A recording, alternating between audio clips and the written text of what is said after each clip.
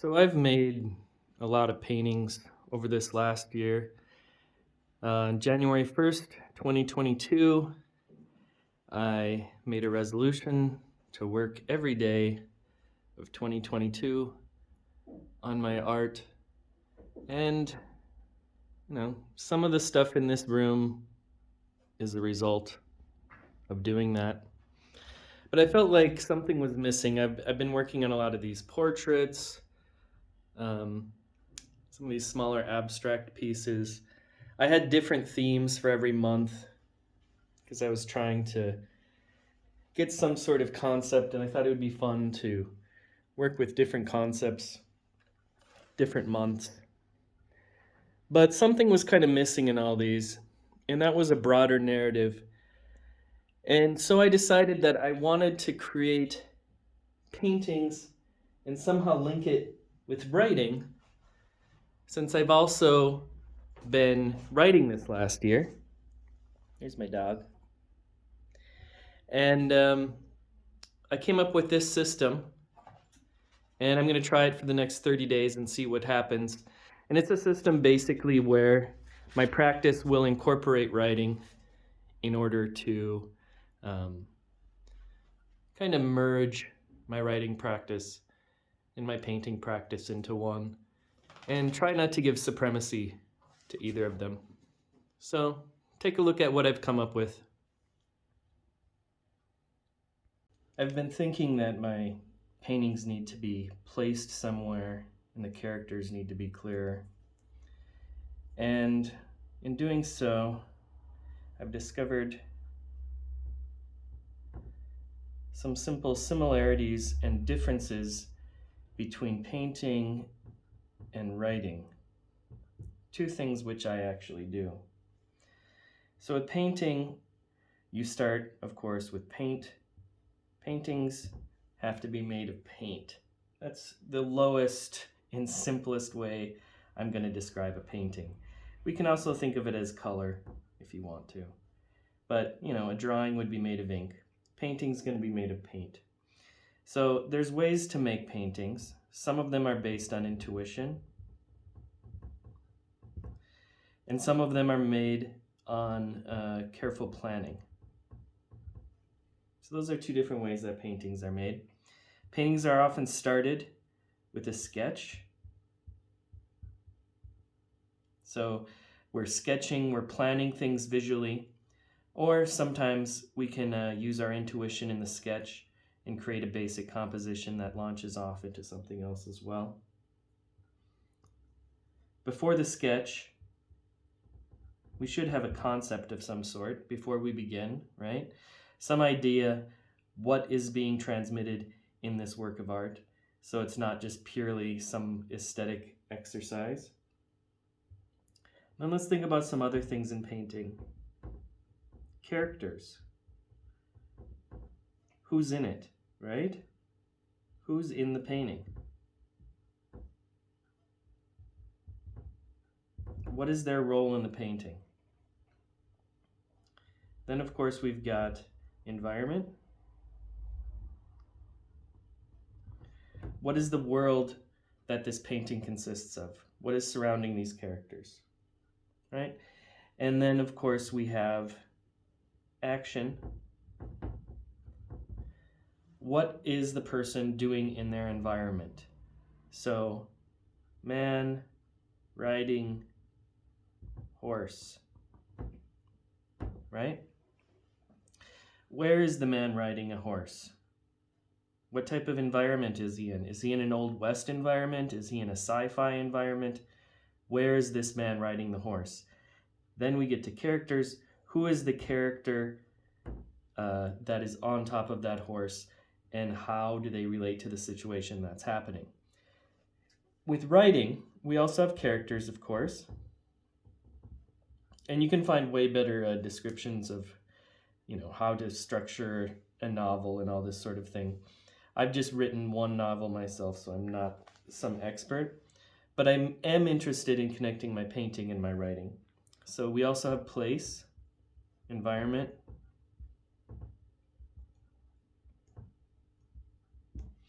Then we have time. When is it? That tends to be really important, obviously. When, where. Then we have a problem of some sort, or conflict. So what is the problem or conflict happening in the story? How does our character deal with that problem or conflict? And how does that eventually change him? So dealing with it is often referred to as struggle. What is the character struggling to overcome? Then there's a fight of some sort, or a crescendo. And then you have victory or defeat. And of course you can repeat this a couple times. Like you go to kill the dragon, you are not successful, all hope is lost, but that you come back and win is the kind of common hero's journey. You can actually look up hero's journey if you're more interested in plotting something. And then you have change. Your character changes over time. So with me, I'm doing writing and I'm doing painting, and I'm trying to figure out how can I combine painting and writing into something new, and something that's more meaningful to myself, and how I can tell a story with these two things. And obviously we can see there are some major similarities like character, environment, and all these sort of things. But when we're thinking about paintings, here are some problems.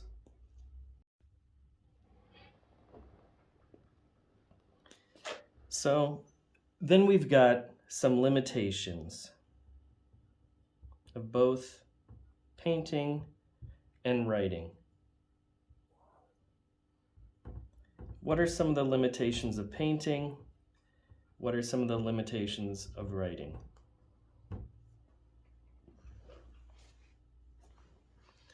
So it's important to define the limitations so we can figure out how to integrate a practice that utilizes both. Because with painting, we want people to understand our paintings. We want people to understand what's happening in them. I don't think it's good to be too obtuse about things, and it's okay to be a little bit more literal at times. So some of the limitations of painting is there's only one image unless it's a series. But even if it is a series, you're still experiencing those images one at a time. So if you're going to create a series of paintings that tell a story, it's best to make them in some sequential order which can be understood, kind of like a comic book or something like that. Another issue is they're not literal. So we can already have multiple interpretations of writing, right? But with paintings don't tell us exactly, this is King Arthur on his horse riding to this battle or whatever it is. They can't tell us exactly what's happened. We just see King Arthur on a horse. So there's a lot more room for interpretation in painting. They're not as literal. There's a different perception or experience in looking versus reading. Just a different experience. Using our eyes to look at an image and discern what is happening in that image is quite different than reading and being told directly what we are seeing. Hidden codes happen in paintings. So how do we make people understand about the hidden codes that we use in our paintings? Right? So we can think of like the Da Vinci Code sort of thing, but this could be something even more simpler, and it could almost be like a fandom now, where people who are interested in a universe or interested in a world which has been created, and they're interested in these kind of codes or nods to the fandom, as they always call them, but something that somebody who's invested in this story and invested in this world can see in the image itself. So it could be a certain type of axe, or it could be, anything like that. certain, weapon. It's hard to say. So with writing, we aren't given, a picture. So we imagine characters largely. I can say there was a cowboy wearing a cowboy hat and an old raggedy leather vest, right? And you can imagine what that looks like, but your cowboy in your head might and probably will obviously look different than the cowboy that I have in my head. So one limitation is in writing is we imagine our characters. They're not, like here we say they're not literal. In here, they're not pictorial, I guess we could say.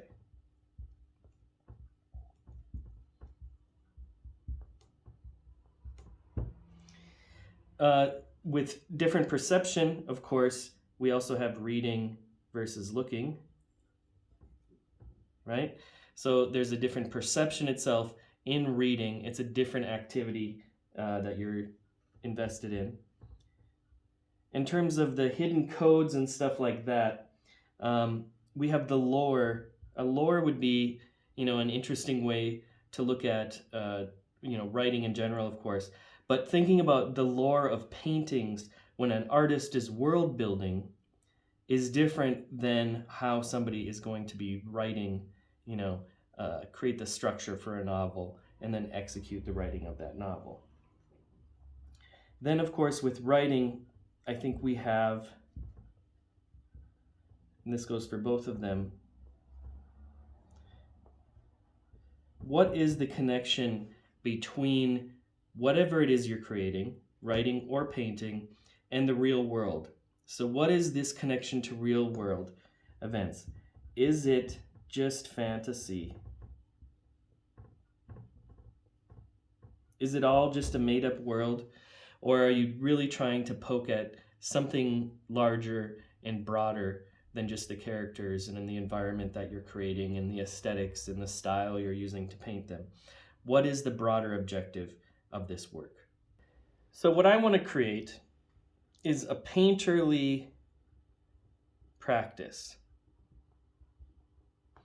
And by practice, I just mean the discipline in the creation of this new type of work that incorporates both writing and painting. So the main problem is how to create a story based on image making. So generally, when we're making images based on words, we already have those words there, and we're illustrating them. That could be a difference, between fine art and illustration, right? So how do we create a story based on image making? We could have it where each painting builds upon the previous one. Now, in writing, these are called beats, right? So a beat is something that propels your story forward. It keeps a reader or a viewer, if it's a film, interested in figuring out what happens next. So what's the beats that, propel the story forward? With painting, this requires a sequence, right? So there's got to be a sequence in this painting. I've already started this, so we'll get into that a second. So there's two ways to write. I mean, there's a million ways to write, but there's two commonly known big differences. One is called a pantser, and that's somebody who kind of flies by the seat of their pants. That's what I do. I make up stuff as I go along. And then there's somebody who plots. We'll call them a plotter, right? So somebody who figures out everything, knows the entire character arc, knows exactly the location. They know the end, right? These people know the end. I don't even know the end of my story. I'm not interested in knowing the end of my story. I'm interested in kind of giving myself up to this practice for a period of time and seeing what story develops out of this practice itself. I'd say being a pantser is similar to painting. And the reason why it is similar to painting is because the way I paint, I don't make a lot of preliminary sketches before I'm creating a painting. I just jump right into it and I let it evolve as I'm creating the work itself.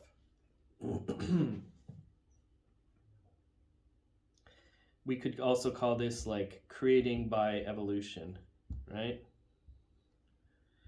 So we let the work evolve as we create it. I also, this also incorporates some ideas of chance. We can think of chance as well when we're doing this. So, does our image evolution, let's call it, tell a story?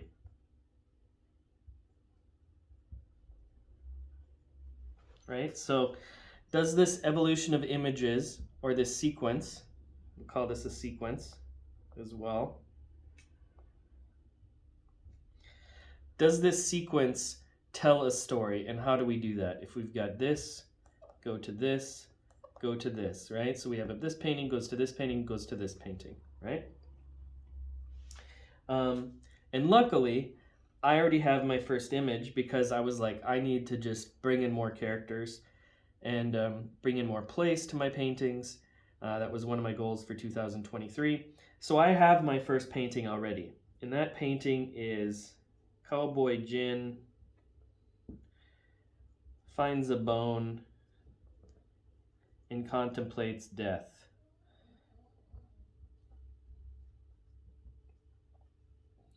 And he's on a quest. We can see these pyres, like these things in the background. And he's on a quest, right? So we got a lot in that first image alone. So now we have to figure out a way to go forward, right? How are we going to go forward from what we've got and create the second painting? Well, I've made the painting. Make a painting. I did that. Then when I made this painting, I had to write a description. So wherever if you're on Instagram or whatever, you always have to write a description somewhere. And I used that descriptive text to tell the first part of this story. So those descriptions are going to be linked to these paintings themselves, right? Then we have Cowboy Jin. Jin finds bone. Let's say it. And based on it, that was my description. So I made the painting. Right? I made the painting. Then I had to write some text based on it. Now, based on this text, I'm going to say but or therefore, just because I'm using the South Park method of writing a story, and I'm going to write more text. So, Cowboy Jin finds a bone and contemplates his death on his quest. Therefore, he decides that he's too scared to go on his quest, and he sits down and makes a fire and eats some SpaghettiOs, right? So now we have another image that can be based on this text, jumps to this text, which creates the next image in the sequence. So here we've got him eating his SpaghettiOs. We do it again. This is how we make beats. This is how we send the propel story forward, right? We want to keep this story going forward. So he's eating his SpaghettiOs, but he realizes that he really needs to, we got the SpaghettiOs here, but he realizes, here's our text again, that he really needs to save the princess, right?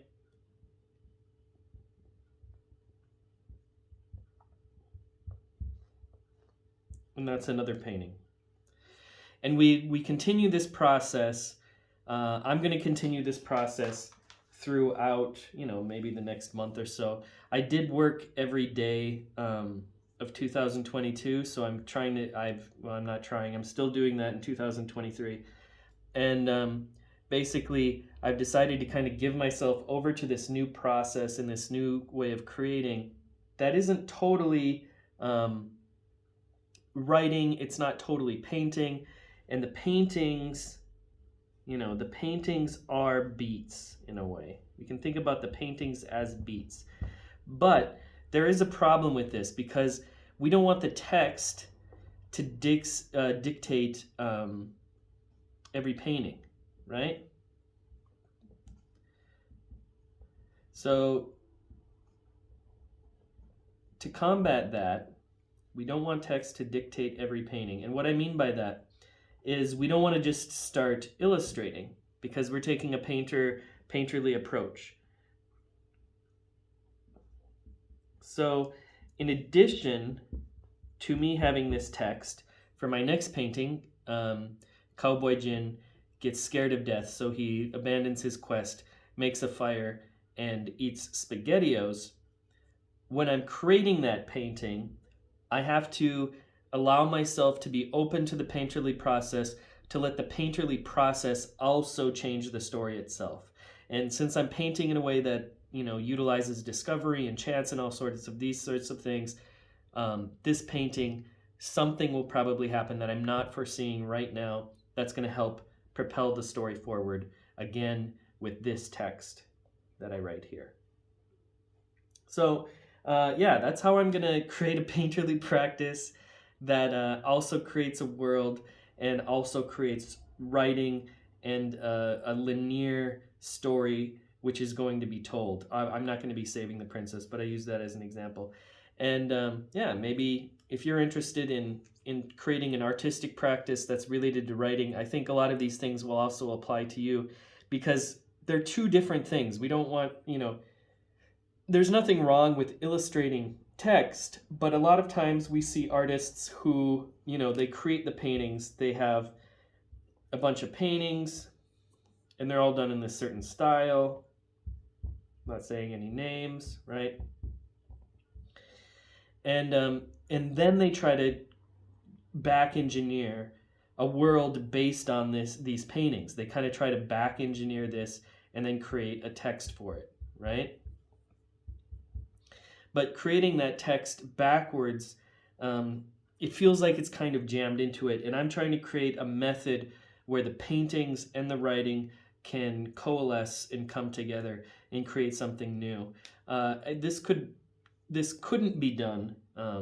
This couldn't be done if everything was plotted and outlined. So I'm gonna pants it. I'm gonna go for this month, I guess. What is it today? The 16th.